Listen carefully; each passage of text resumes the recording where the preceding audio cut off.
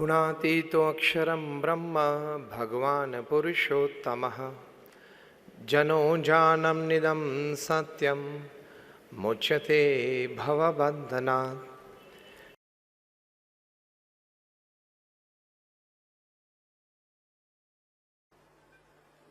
जो ग्रोथ की बातें उन्होंने बताई, जो ग्रोथ हम सभी करना चाहते हैं और जो ग्रोथ होना ही चाहिए, because growth in everyday life, in all aspects of life, and thus progress and thus success is not just a human duty, it's a human endeavor. It's not just a human endeavor, it's a human dignity. Growth, progress और success होते ही रहने चाहिए। वो मनुष्य का फर्ज या कर्तव्य नहीं है, मनुष्य का गौरव है। It's a human dignity. तो जो भी कार्य क्षेत्र में हम हैं, प्रगति तरक्की होनी चाहिए और उसके लिए there are some fundamental thought processes, there are some basic but time proven, system proven, working procedures, and at the same time, there are some eternally true human relation principles. मतलब आपके पास विचार भी होने चाहिए, कार्य पद्धति भी होनी चाहिए और मानवीय संबंध भी होने चाहिए। FMCG is much dependent upon the third one, that is human relations with people. Growth के लिए इन सभी की आवश्यकता है। तो बात है कुछ रीथिंकिंग की, redesign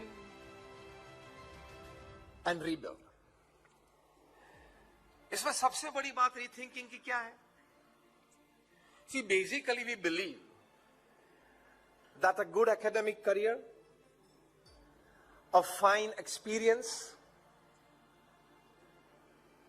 connectivity, networking, systems, back support systems, platforms can definitely give us a raise. And it is a fact.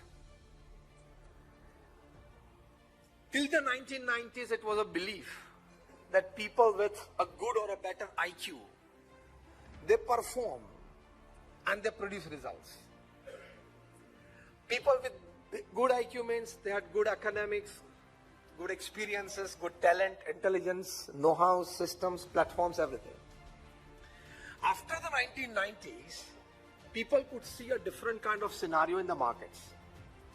And that was like, sometimes people with less on academics, less on talent, less on intelligence, started scoring more, started performing better, started producing results that were not seen prior to that. So again, the top class management gurus had a question in their mind. We are starting with the rethinking process. That why people with sometimes better resources underperform, and why sometimes with people with lesser resources or sometimes even no resources, they perform better, and sometimes they outperform the people with better resources. This started happening after the 90s. Because you would see in the Silicon Valley that sometimes we take pride in saying that my son, my nephew, my neighbor, he's a B computer and he gets $100,000, $150,000 as salary in the Silicon Valley. But you know who are paying them? The white Americans who are just BCom. So this started in the 1990s, and then came the concept that beyond IQ, what plays a major role in making you grow, your organization grow, is EQ, that is emotional quotient. That is above intelligent quotient is emotional quotient. Emotional quotient is you understand your feelings and emotions well, you know the connectivity well, you can establish the connectivity well, and by that you can come to a stage of human relationships where the trust value goes higher between you and the clients, between you and your office colleagues, And that happens vice versa as well. By the turn of the millennium, again the phenomena started changing. And then came into play the spiritual quotient. So above IQ is EQ, above EQ is SQ. That people with higher spiritual quotient, many of them were found to be less on academics, less on support systems, but still they hired people with high IQ and high EQ.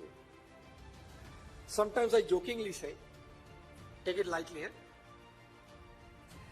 that people who score 90% in standard 12th, they go to engineering and medicine and become engineers and doctors. People who score 15% less, in the 75% range, they go into the commerce faculty, they establish companies and hire the first two.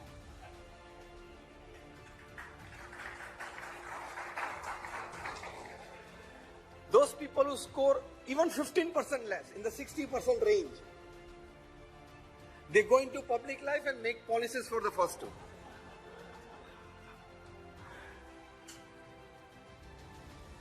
And last but not the least, people with still 15% less, that in the 45% range, they go into underworld and control the first three.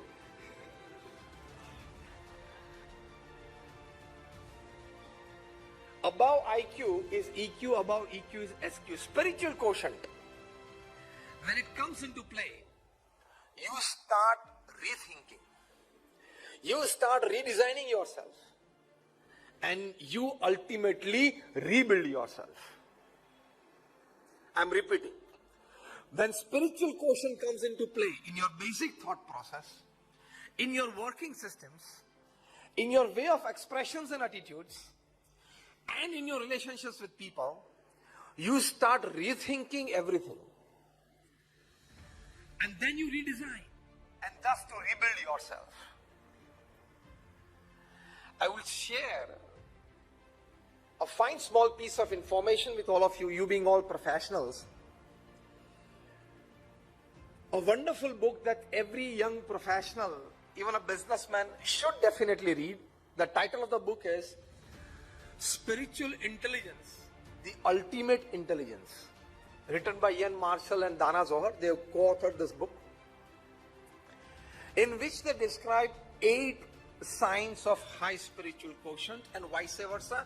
A person who has high spiritual quotient definitely gets success in life, but he possesses these 8 qualities. I'm not going to go details into these 8 qualities.